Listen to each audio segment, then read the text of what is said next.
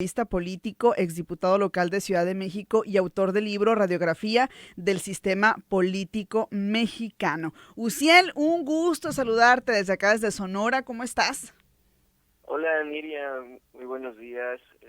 Pues muy contento de saludarte, saludar a tu auditorio y bueno, pues platicar de este tema interesante que vamos a abordar hoy. Sí, lo titulaste este artículo que me parece muy interesante, Inflexión en el sistema de partidos, y hablas sobre algo que ya está muy próximo a ocurrir, que es las elecciones que se van a celebrar en Coahuila y Estado de México, que son estados históricamente priistas y que hay mucho en juego y mucho detrás de este proceso, ¿no, Uciel? Claro, justamente creo que estamos viendo una coyuntura Ujú. pues muy particular, ¿no?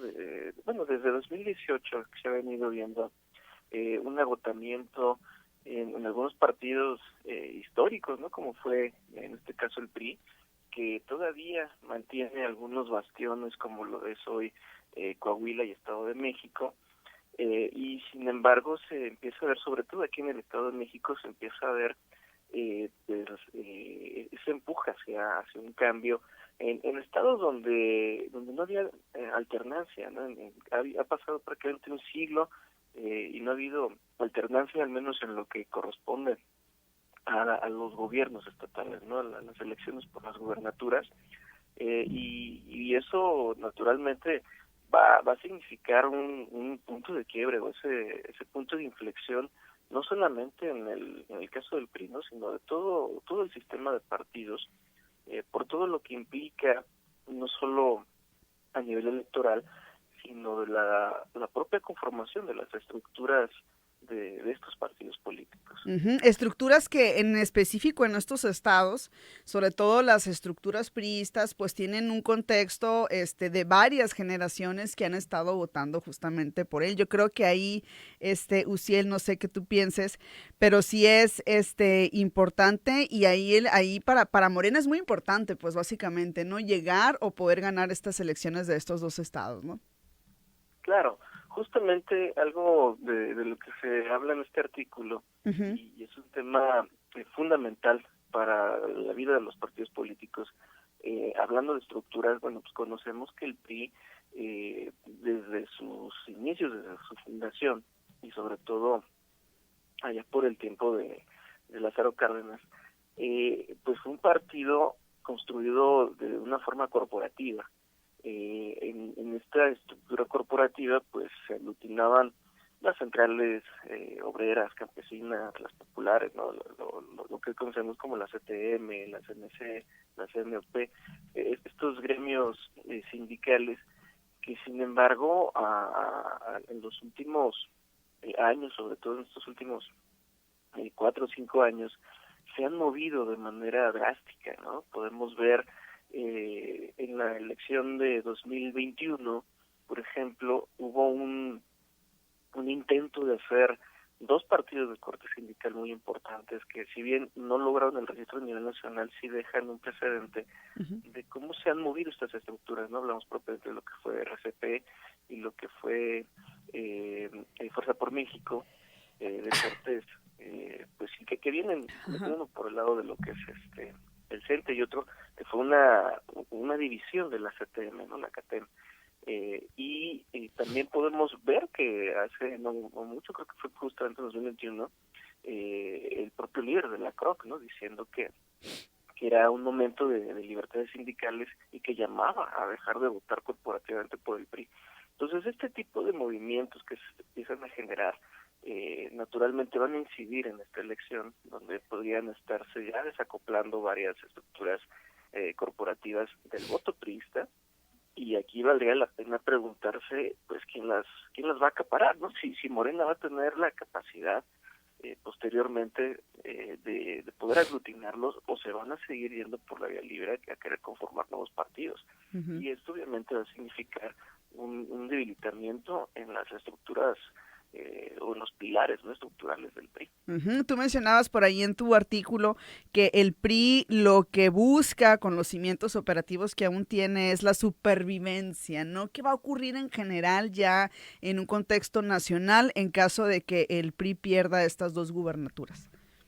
Bueno, yo creo que si pierde las 2 va a ser un golpe bastante fuerte, muy, muy duro, porque estaremos por primera vez viendo que un partido histórico de ese tamaño no tenga gubernaturas más que en este caso le quedaría Durango, ¿no?, que fue lo que se ganó en 2021, y partidos como MC, que son partidos más chicos, pues le estarían ganando en ese sentido, ¿no? Eso habla mucho, y sobre todo hablar de que en el caso del Estado de México es la entidad federativa con el padrón electoral más grande entre todas las entidades federativas de nuestro país, y quedaría fuera completamente de ese espectro, donde pues ya Morena lidera en la mayoría de estos estados clave para la elección de 2024.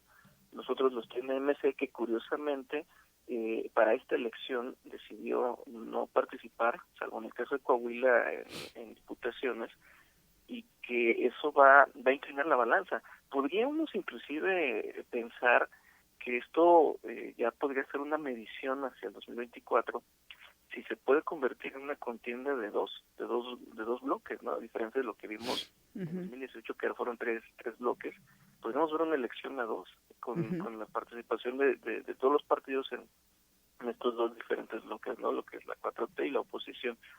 Y va a significar mucho en el PRI porque, vamos, si se perdieran las 2 gubernaturas, pues sí corre el riesgo, ¿no?, de convertirse, si no de desaparecer, sí convertirse en un partido pequeño. Y en caso de preservar Coahuila, que es donde se ve un poco más apretada la elección, es muy probable que sea precisamente Coahuila quien determine pues la renovación interna del PRI. Ya hemos visto, ¿no?, que ha habido estos estires de afloja en el liderazgo del PRI, el rechazo que hay internamente a la dirección de Alito Moreno, que probablemente, ¿no?, en el caso de Rubén Moreira pueda ser tal vez quien encabezara pues esta renovación interna, ¿no?, o al menos desde su bloque. Podría ser, ¿no?, que Coahuila sea pues el salvavidas interno del partido.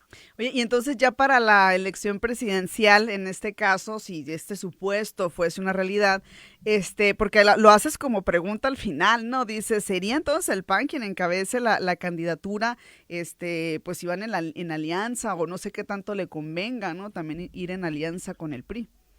Claro, fíjate que eso es bastante interesante y de preocuparles incluso, yo creo que al interior del PRI, porque presentarse ante esta elección donde van coligados y ver una derrota contundente para el PRI, pues quien se sentiría tal vez con la capacidad de ser quien encabece y que lo inclusive se empieza a ver ahora que hacen sus propios sondeos, que podría ser el PAN el que encabezara la candidatura de esta coalición, donde pues Claudia X González pues ahora nos lleva mano, y eso sería también un golpe muy duro internamente, ¿no? De por sí se veía para esta elección de 2023, pues que por ejemplo en el Estado de México había una pugna muy fuerte por quién iba a encabezar esta coalición. Al final pues se entendía que si el PRI era el partido gobernante, pues tenía que ser quien encabezara la elección. Sin embargo, esto podría cambiar completamente para el próximo año, sobre todo porque se ha visto este agotamiento, este desgaste en el PRI, y que incluso no solamente hablamos de que pues es el PAN el único que ha ganado gubernaturas dentro de esta coalición, sino que ha ido perdiendo mucho terreno a nivel nacional el PRI en cuanto a votos, ¿no? El PAN le ha superado el número de votos a nivel nacional. Oye, pues como decimos coloquialmente, Uciel se va a poner bueno. Ya estamos frotándonos las manos, se va a poner muy bueno, muy interesante este panorama. Por lo pronto te agradecemos mucho esta intervención. ¿Cómo te seguimos en redes sociales? ¿Cómo estamos al tanto de los contenidos que publicas? Claro, Bueno, pues me encuentran en redes sociales, en todas las redes sociales, en Facebook, Twitter, Instagram, YouTube, como Uziel Medina M, Uziel con Z, todo de corrido.